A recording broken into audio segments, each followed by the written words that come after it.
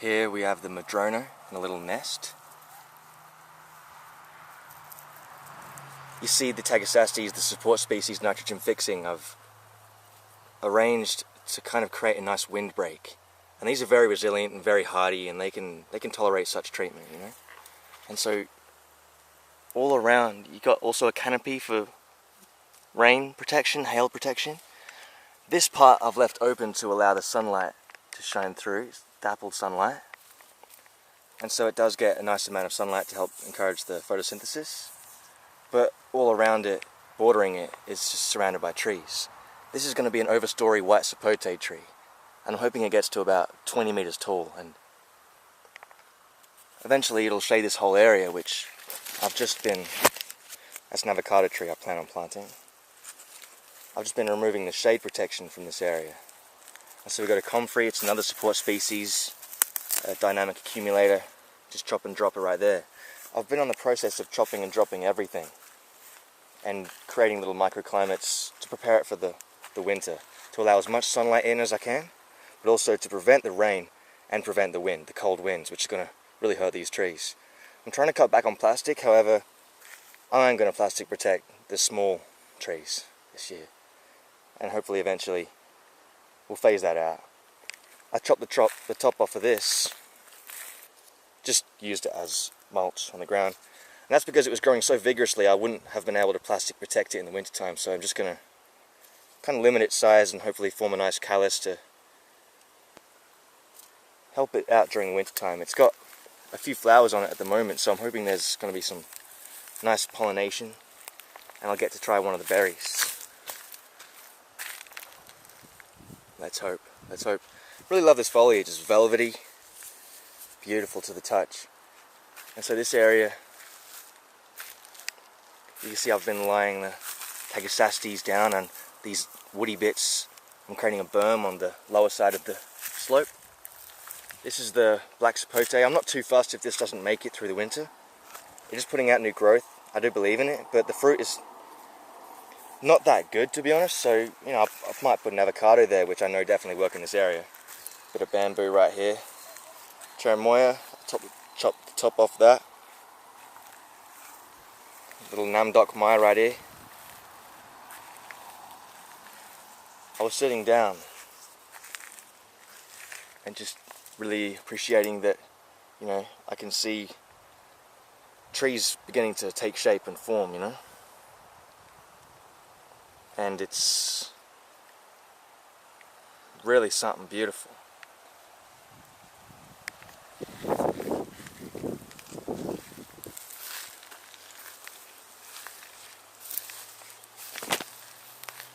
Got a Feijoa, Tipuana Tipu,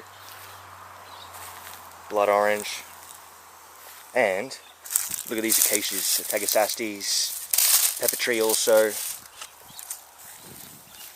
I can't believe it. We actually got a fourth flush of growth happening right now on this mango.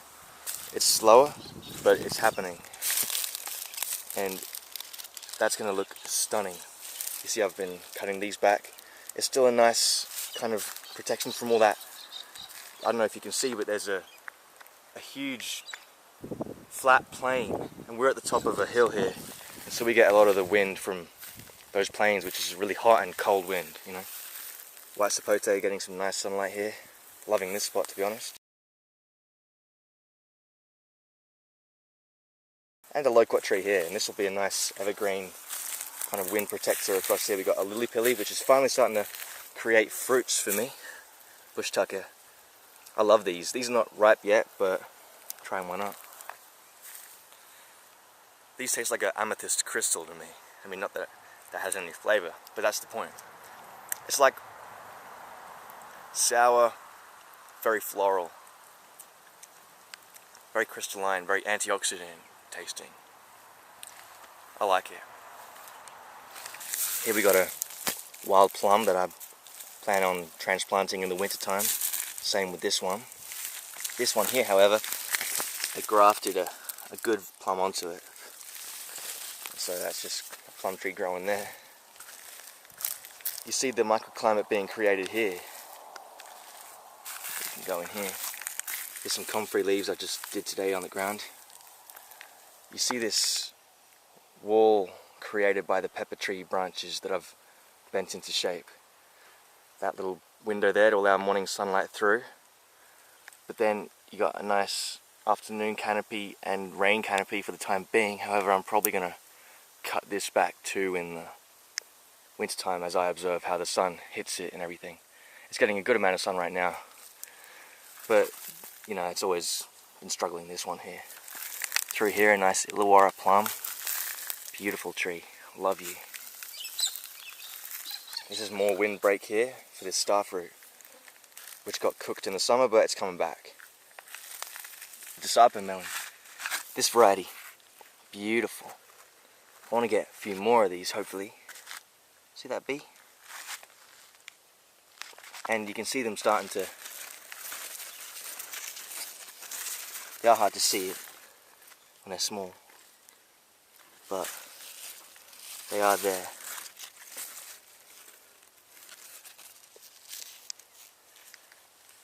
And they're just going wild now, which is really good to see. I ended up getting about 50 figs off of this one, and it was really good.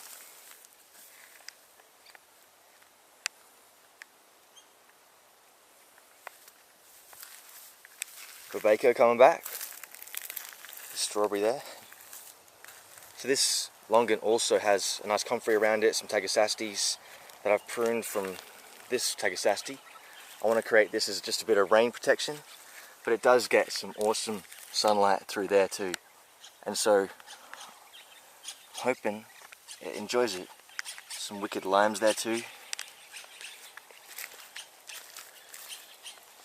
Loving the abundance of guavas this year.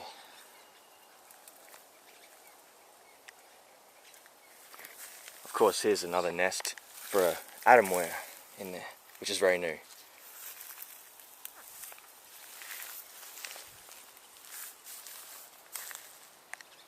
And this is going to be a bit of shade for this poor pear tree that's always struggled. I think next year it's time to shine. And look at this tamarind with the watermelon here, which I would really love to get a melon off, but it hasn't done anything yet. And so here we got another acacia that's just acting as a windbreak. It probably would like a bit more sun, which means I'd have to probably bend this one down like that. And you'll see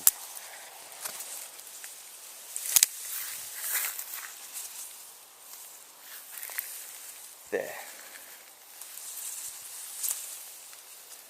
So I did hurt it a little bit. They're pretty resilient. Lovely ice cream bean. Look how big the leaves are.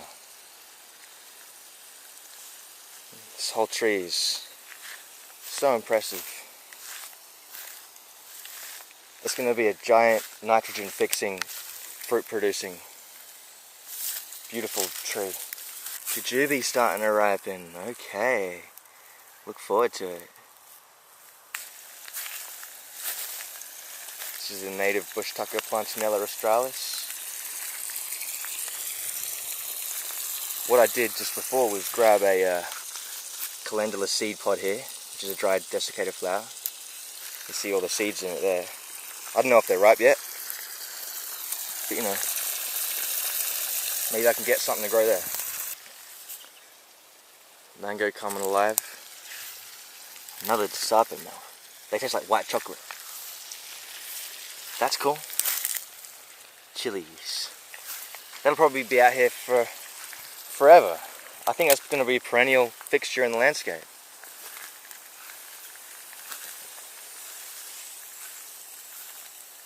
Wumpy, love you. Acerola cherry, looking pretty good. A bit spindly, but I'll just let that go into a full tree. Ice cream bean, beauty. Love it. Thank you. Look at that. Stunning. Huge potential here. Huge potential. And I've obviously cut this tagasaste behind it to just be a windbreak for that hill and just to allow it some room to grow. So you see how I've bent it over the years, and shaped it and cut it and pruned it. Just hacked away at it basically, not knowing what I was doing. But it serves a purpose and it functions brilliantly. There's a couple loquats growing. And they were just eaten and then planted. I also cut this, used it as mulch. This is going to be a nice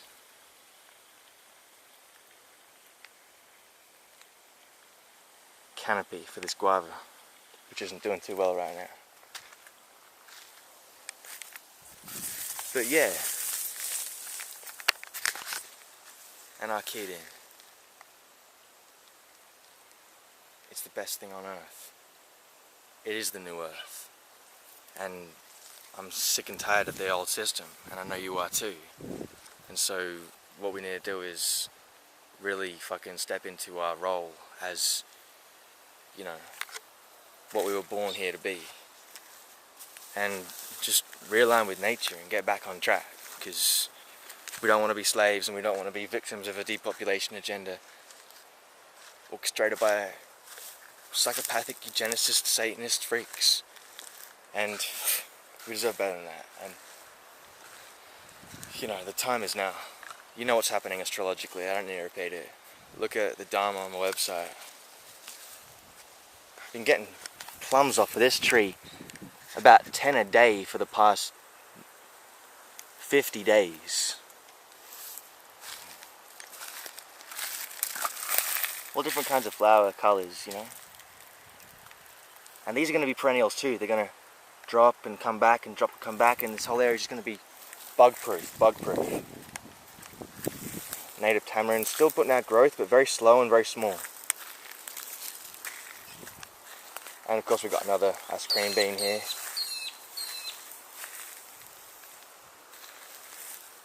Still been eating lots of Valencia oranges, which taste really good this time of year.